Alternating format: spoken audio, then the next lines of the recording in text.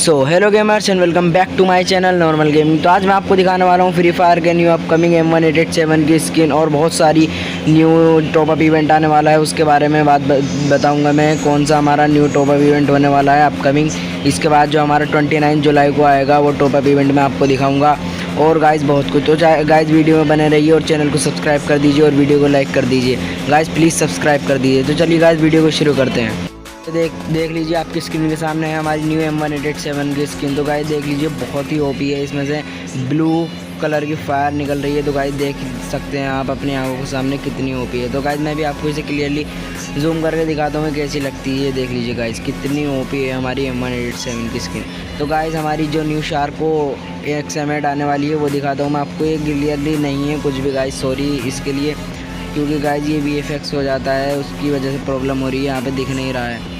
तो guys emote थोड़ा सा मैं आपको इमोट भी दिखाता हूँ उसका। ये देख लीजिए गाइस, ये हाथ में कुछ है, उसके बाद गन लेता है हाथ में, फिर पीछे डाल देता है, देख लेना गाइस। तो गाइस अभी मैं इमोट अपनी अगली वीडियो में क्लियरली दिखाऊंगा। तो गाइस एबिलिटी ये देख लीजिए, attract from the high ground to gain additional damages.